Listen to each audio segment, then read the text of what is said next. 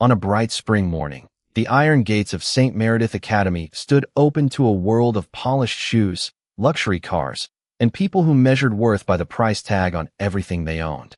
Michael Turner paused at the curb, one hand resting on the roof of his old silver sedan, the other holding the small hand of his daughter, Sophie. For a brief second, he wondered if he should turn around and leave before anyone noticed them. But Sophie looked up at him with those calm blue eyes and gave a tiny nod, as if she knew this moment mattered more than fear. Michael had never been the kind of man to feel intimidated by wealth, but private schools had a way of making even the strongest father feel out of place. He wore a clean but simple navy shirt, faded jeans, and work boots that had seen too many long days. Beside him, Sophie looked every bit like the precious child he had sacrificed everything to raise, her hair neatly tied back, her backpack hugging her small frame.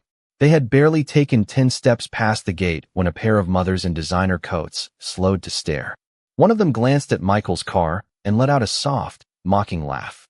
The other leaned in and whispered something behind a manicured hand, just loud enough for Sophie to hear.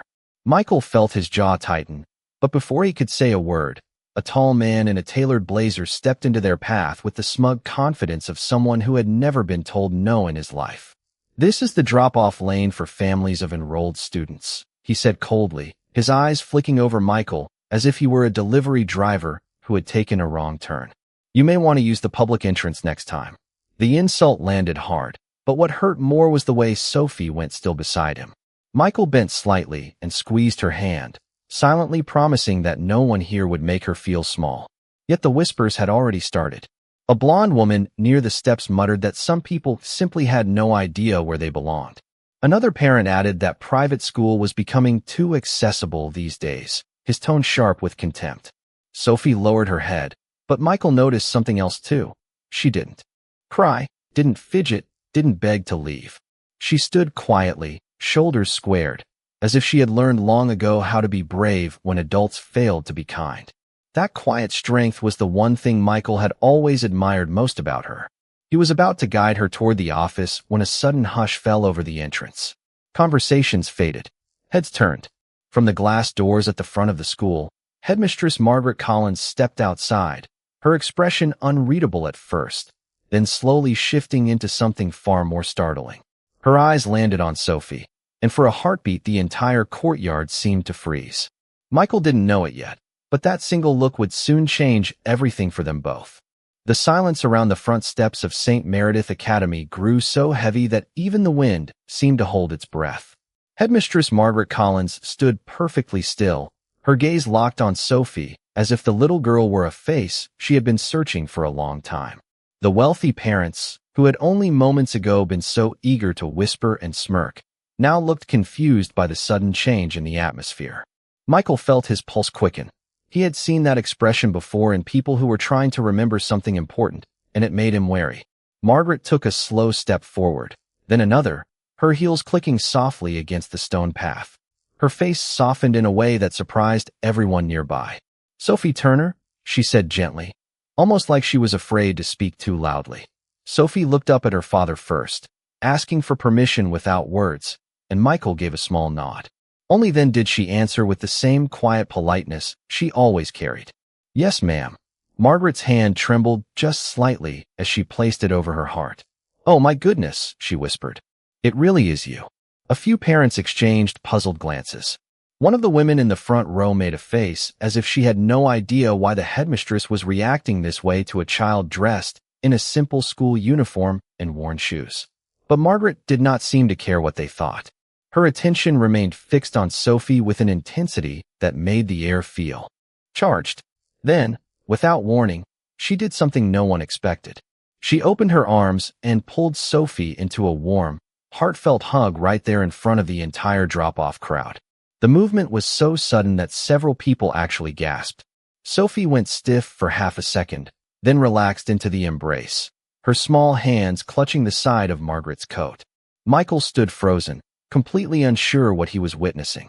For a brief moment, the courtyard that had felt so cold and hostile shifted into something tender and human. Margaret held Sophie like she was someone precious, someone worth protecting. When she finally pulled back, her eyes were bright with emotion. I have been hoping I would see you again, she said softly. You may not remember me, but I will never forget what you did for my family. That statement hit the crowd like a thunderclap. The same parents who had mocked Michael moments earlier now stared in open disbelief. Sophie blinked, equally confused, and looked up at her father. Michael frowned slightly, trying to piece together what Margaret meant. He knew his daughter was kind. He knew she had a heart too big for her age. But he had never heard her mention anything that would lead the headmistress of one of the most exclusive schools in the city to hug her like an honored guest. Margaret glanced toward the gathered parents, her expression sharpening just enough to make it clear she would not tolerate another word of disrespect. This young lady, she said, placing a protective hand on Sophie's shoulder, showed courage and compassion when most adults would have walked away. The sentence landed hard and left the crowd stunned. A few people shifted awkwardly. One woman looked down at the ground. The man in the blazer who had blocked Michael at the gate suddenly seemed to find the pavement fascinating.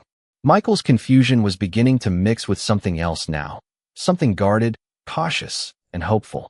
Whatever connection existed between Sophie and Margaret Collins, it was powerful enough to change the entire mood of the school entrance in a single moment.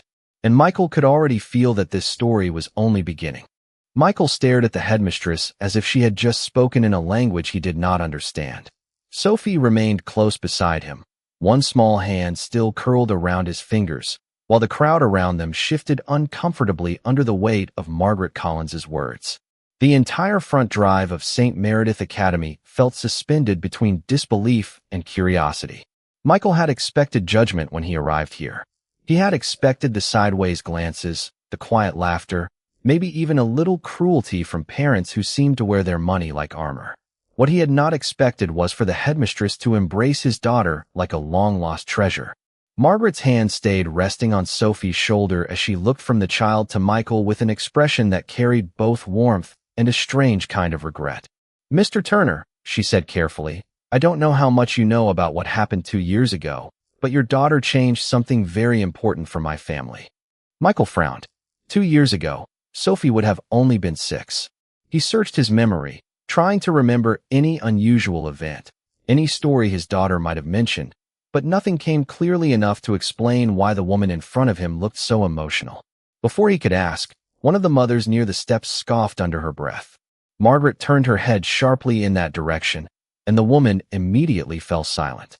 "I suggest," the headmistress said in a calm but unmistakably firm voice, "that everyone here remember where they are and how they speak in front of a child." The rebuke caused a ripple of embarrassment through the group. A few parents crossed their arms. Others looked away, but Margaret was not finished. She lifted her chin and continued. "Sophie once helped my grandson when he was in a very frightening situation. She did not know who he was. She did not ask for praise. She simply acted with courage and kindness when it mattered most." The words hung in the air, and for a second no one moved. Michael felt his chest tighten. His daughter had done what?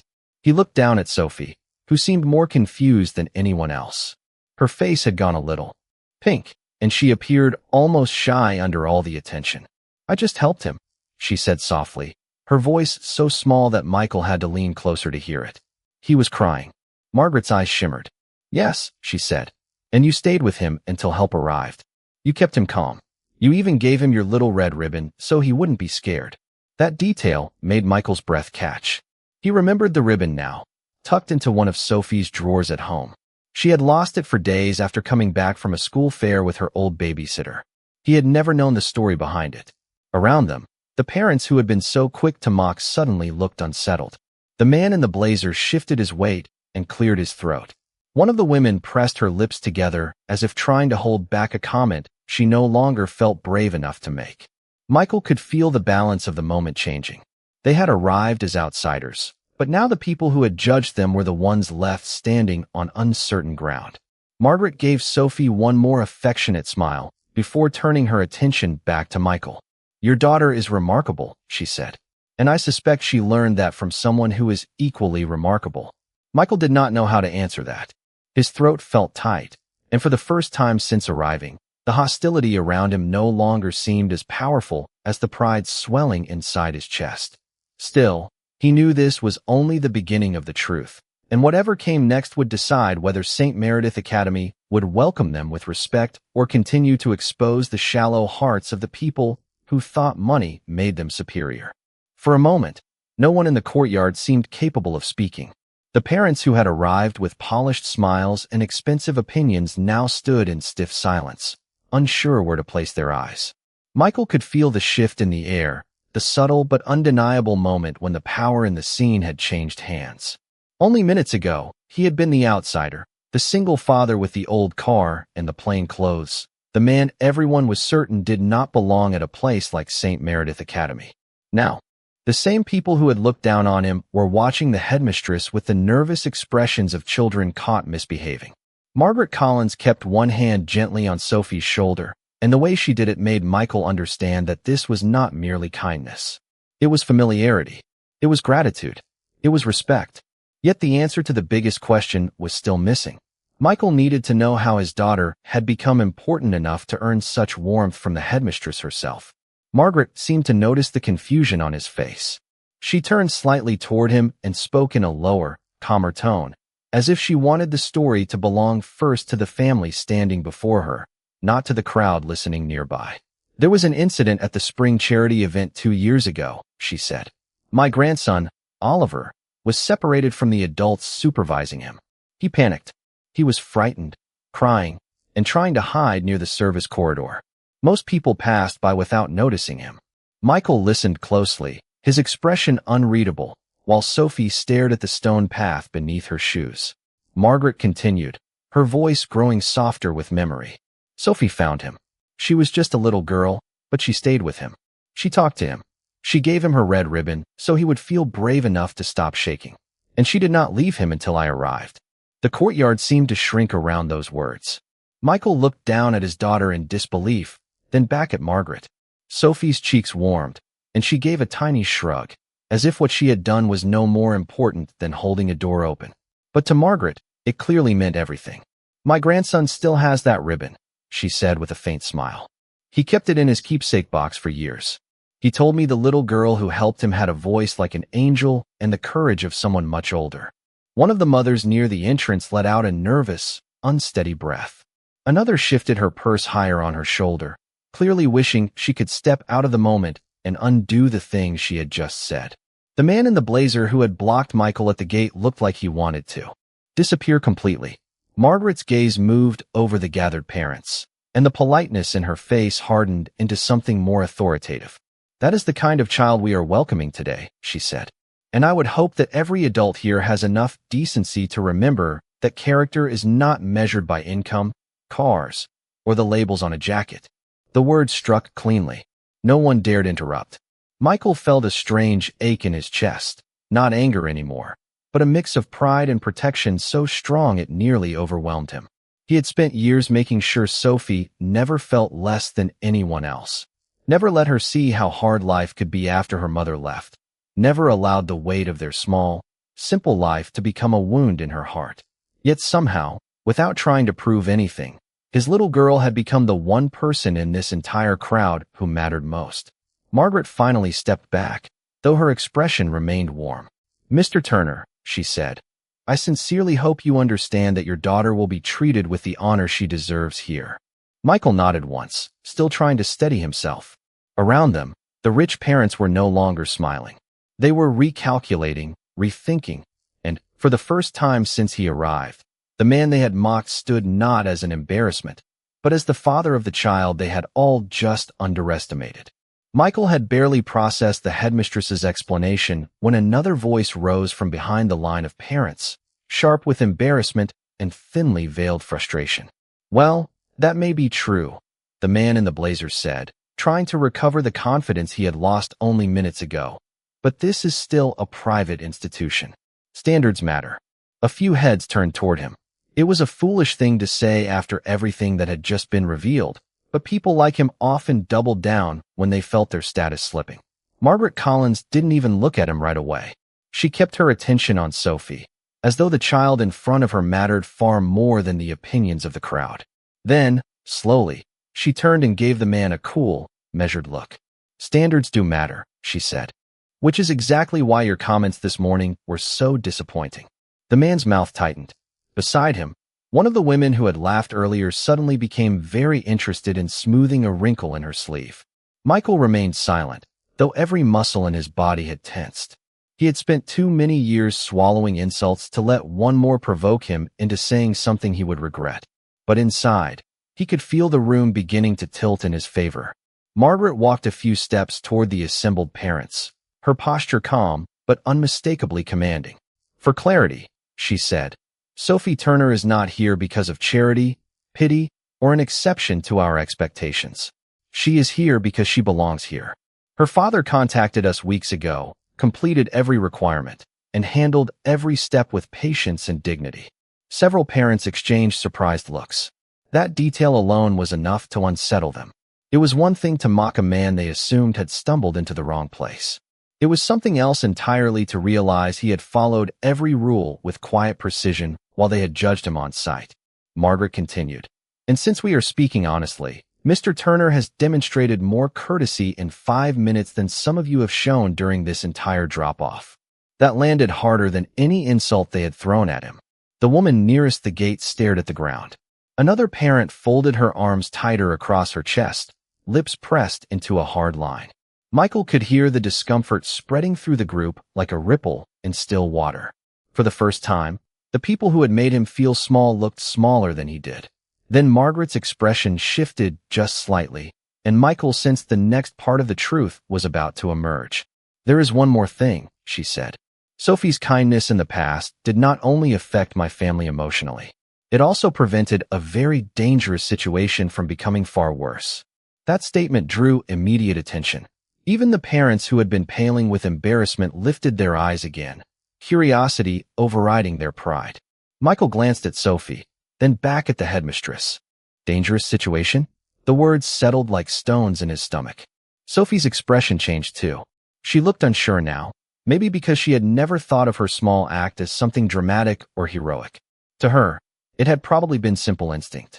To the adults around them, it was beginning to sound like a story far larger than anyone had first imagined. Margaret placed both hands in front of her, speaking with care. The day Oliver was separated from the group, there was confusion near the event entrance. Security had not yet noticed he was missing. Sophie stayed with him long enough for staff to find him safely. If she had not done that, we might have been searching for hours. A quiet murmur swept through the crowd. The same parents who had mocked Michael now looked visibly shaken, as if the weight of what they had dismissed was finally crashing down on them. Margaret's voice remained gentle, but her final words carried unmistakable force. "That is what I call character. That is what I call raising a child with heart." Michael felt Sophie's fingers tighten around his. He looked down and saw that her eyes had gone glossy with the sudden attention, though not from pride exactly, more from the strange discomfort of being praised in front of strangers. He leaned closer and whispered, "You did good, sweetheart." Her small nod was all the answer he needed. The courtyard had changed completely now. There was no laughter left, no smugness, no easy confidence among the wealthy parents.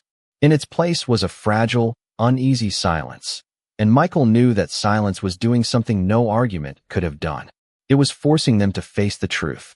The silence that followed Margaret Collins's words felt different from the silence before. Earlier, it had been the silence of mockery waiting to happen. Now it was the silence of people realizing they had been seen clearly and found wanting. Michael could feel it in the way no one met his eyes anymore, in the way the man in the blazer kept shifting his stance as if he were trying to shrink into the stone beneath his feet. The mothers who had been so eager to whisper now looked tense and uncertain, their polished expressions broken by a discomfort they could not hide. Margaret, however, remained steady. She stood beside Sophie like a protective wall, her presence carrying the unmistakable authority of someone who knew exactly what was at stake. "I think," she said in a calm voice, "we have all learned something this morning." No one responded. They were not in a position to speak. Margaret's gaze moved from one parent to another, lingering just long enough to make the lesson impossible to ignore. A child's worth is not determined by the vehicle that brings her to school or the clothes her father wears when he walks her to the gate. A family's dignity is not measured by wealth. Her words landed with quiet force, and Michael felt something in his chest loosen. He had endured enough judgment in his life to recognize when a room had stopped trying to wound him and started trying to understand him. Margaret turned to the man in the blazer first. "You obstructed a father at the entrance of this school and spoke to him with disrespect," she said. "That was unacceptable." The man's face reddened. "I was only," he began, but Margaret cut him off with a raised hand. "No, you were only certain he did not belong here. There is a difference." A few parents shifted uncomfortably.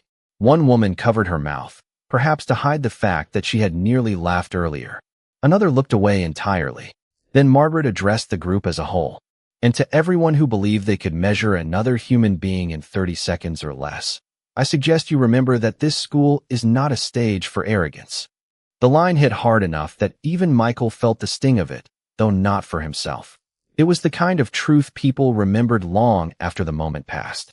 Sophie looked up at her father, sensing the tension but not fully understanding the social war unfolding around them. Michael squeezed her hand and gave her a reassuring smile. He wanted her to see the lesson in the clearest way possible. Kindness mattered more than status, and dignity was something you could carry even when others tried to strip it away. Margaret then did something that made the entire courtyard go still again. She reached down and gently adjusted Sophie's backpack strap, as if the child in front of her were not merely a student, but someone cherished. "From this day forward," she said, "I expect Sophie to be treated as one of our finest students, because that is exactly what she is." The words were simple, but they carried enormous weight. It was no longer just about the hug or the story from 2 years ago. It was a public declaration. The daughter of the man they mocked had now been honored in front of them all. Michael felt a rush of emotion he did not want to show too openly. Years of sacrifice, late nights, scraped budgets, and quiet efforts to keep life steady for Sophie all seemed to gather in that moment, turning into something larger than exhaustion. Pride, relief, vindication. Around them, the parents stood trapped in the consequences of their own behavior. No one wanted to be the next person to speak, because there was nothing left to defend. Their cruelty had been exposed, and they knew it. Margaret folded her hands again and gave them one final, measured look. "You may all proceed to the main office," she said, "but I trust this entrance will be remembered with more humility than it was greeted with." Then she turned back to Sophie, and her expression softened instantly. "Come along, dear," she said warmly. "Let's get you settled properly." Michael and Sophie walked forward together, not hurried, not embarrassed, but with a quiet dignity that made the entire scene behind them feel smaller with every step. By the time Michael and Sophie reached the main office, the energy around them had changed so completely that it almost felt like they had entered a different school. The same polished hallways that had seemed cold and judgmental just minutes earlier now looked quietly respectful, as if the building itself had absorbed the lesson that had unfolded at the front gate. Margaret Collins walked beside them, still carrying the calm authority of someone who had no intention of letting the moment fade into polite forgetfulness. A receptionist rose quickly from behind the desk, clearly having heard enough of the earlier commotion to know this was not an ordinary arrival. "Please prepare the enrollment packet for Sophie Turner," Margaret said, "and make sure her orientation schedule is expedited." The receptionist nodded at once and disappeared into the back office. Michael looked down at Sophie, whose small shoulders had finally begun to relax. She had been brave through the entire ordeal, though he could tell the attention had tired her. He brushed a stray piece of hair from her forehead and gave her hand a reassuring squeeze. "You okay?" he asked softly. Sophie nodded, then glanced toward the hallway as if still wondering whether the whispers outside had really happened. "Why were they so mean?" she asked in the innocent way only a child could. Michael felt a familiar ache move through him. It was never easy to explain cruelty to someone so young, especially when she had done nothing to deserve it. Before he could answer, Margaret knelt slightly so she could meet Sophie at eye level. "Sometimes," she said gently, "people mistake money for importance. When they see someone who doesn't look like them or live like them, they forget to use kindness." Sophie considered that for a moment, her face serious and thoughtful. "But I didn't do anything special," she said. "I just helped a boy who was scared." Margaret smiled, and there was no trace of performance in it now, only genuine admiration. "That," she said, "is exactly what was special." Michael watched his daughter absorb the words. He had spent years trying to raise her with compassion, and now that same compassion had become the thing that changed everything for them both. It was a strange and powerful feeling to see her recognized by someone who understood how rare that kind of heart really was. As they moved into the office, the contrast became even more striking. On one side of the room were framed awards, glossy brochures, and every sign of privilege that came with an elite school. On the other side stood Michael, a single father in a faded shirt, holding the hand of a little girl who had somehow managed to command more respect than half the adults in the building. The irony would have been almost funny if it had not been so deeply satisfying. Margaret directed Sophie toward a comfortable chair and then turned back to Michael. "I want to be clear," she said. "What happened outside this morning was unacceptable, and I will address it directly." Michael gave a quiet nod. He had no desire to prolong the humiliation of anyone, but he appreciated that she was taking it seriously. That mattered more than he would have expected. One of the staff members entered with the enrollment documents, glancing quickly between Michael and the headmistress with obvious curiosity. Word had clearly already spread. By now, people in the school must be piecing together the story. The rude parents, the little girl, the hug, the sudden shift in power at the gate. Michael could already imagine how the rumor would travel from hallway to hallway. But what mattered more than gossip was the simple fact that the school's top authority had chosen respect over appearances. That choice changed everything. Margaret took the papers, reviewed them briefly, then handed them to Michael. "We're fortunate to have Sophie joining us," she said. "And I think you'll find that this school remembers the families who show real character." The words were simple, but they landed with the force of a promise. Michael accepted the packet, feeling the final edge of tension ease from his shoulders. For the first time that morning, he allowed himself to believe that maybe this place would not be another battlefield for his daughter. Maybe, because of one brave child and one decisive headmistress, it could become something better. By the afternoon, the story had already spread through St. Meredith Academy like wildfire. Michael could feel it in the way people looked at him now, not with mockery, not with suspicion, but with the careful embarrassment of people who had learned too late that they had been wrong. The parents who had once stood at the gate so confidently were now keeping their distance, pretending to be busy with their phones or their children or anything else that might save them from having to face the man they had insulted before sunrise. It would have felt satisfying if it had not also felt slightly sad. Michael had never wanted revenge. He had only wanted to bring his daughter to school without being treated like a burden. Yet somehow, through Sophie's quiet courage and Margaret Collins's unexpected grace, he had ended up witnessing something much bigger than his own humiliation. He had watched a room full of privileged adults learn, in the most public way possible, that dignity cannot be bought and kindness cannot be faked forever. Sophie sat beside him in the main office while the enrollment process was completed. She had settled more comfortably now, her earlier nerves replaced by a cautious curiosity. Every so often she glanced toward the window, where she could still see the entrance courtyard outside, as if she were checking whether the world had truly changed. Margaret noticed this and gave her a gentle smile. "You're safe here," she said. Sophie nodded, though Michael could tell that what mattered most to her was not safety alone, but acceptance. Children could feel the difference. They knew when adults were tolerating them and when they were genuinely wanted. And that was exactly what began to happen over the next few minutes. A teacher from the lower grades came in to introduce herself and immediately softened when she heard Sophie's name. Another staff member brought over a welcome folder decorated with the school crest, along with a tiny navy ribbon for her backpack. The gestures were small, but to a child who had just endured public tension at the gate, they meant everything. Sophie's face lit up in a way Michael had not seen all morning. She looked at the ribbon, then up at Margaret, and gave a shy smile. "Thank you," she said. The headmistress bent slightly, returning the smile with real warmth. "We're glad you're here." Across the room, Michael felt a quiet ache in his chest. He thought about the years he had spent working overtime, stretching every dollar, doing his best to protect Sophie from the parts of life that tried to make good people feel small. He had often worried whether he was enough, whether raising her alone had left gaps he could never fill. But seeing her sit there now, welcomed and honored by a school that had almost turned her away, he realized something profound. All the sacrifices had mattered.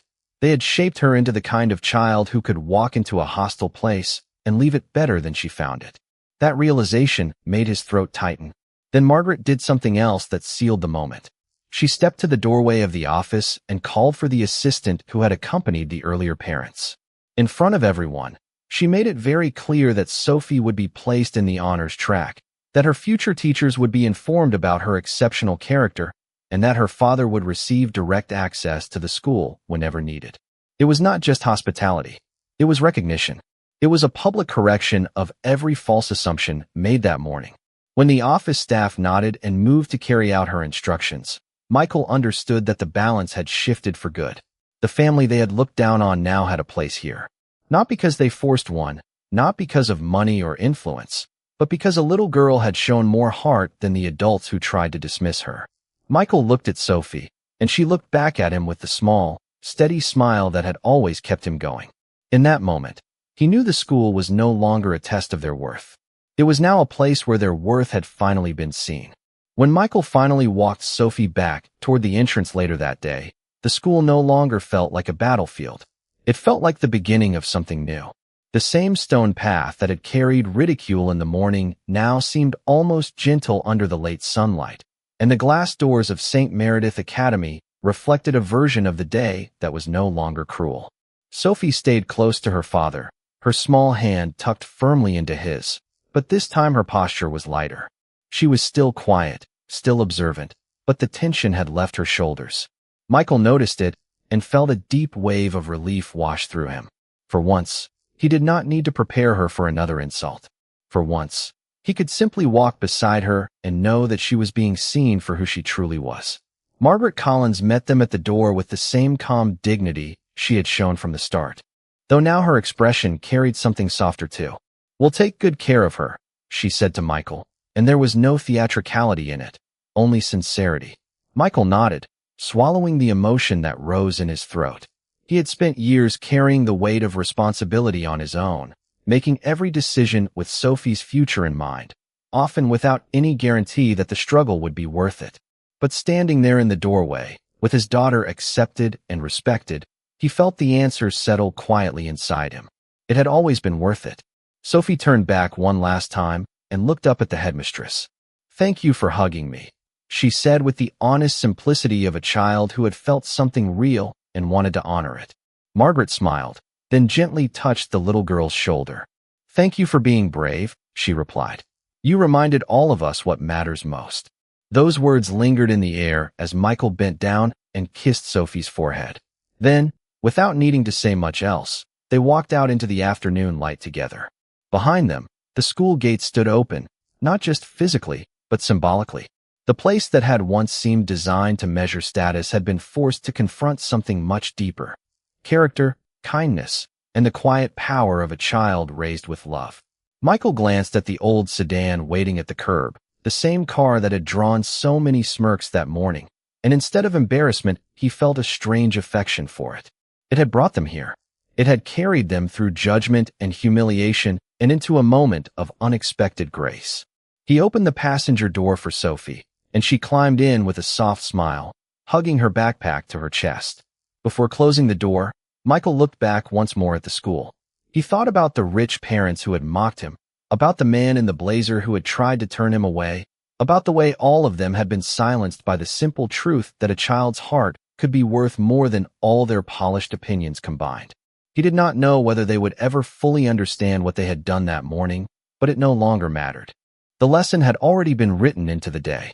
As he settled into the driver's seat and started the engine, Sophie leaned her head against the window and smiled faintly. Michael glanced at her and smiled too. The world had not become perfect, and he knew better than to believe one good day could erase every struggle ahead. But this one victory mattered. It meant his daughter would enter that school with her head held high. It meant his sacrifices had not gone unseen. And it meant that the people who once mocked a single father at the gate would remember, for a very long time, the moment the headmistress hugged his girl.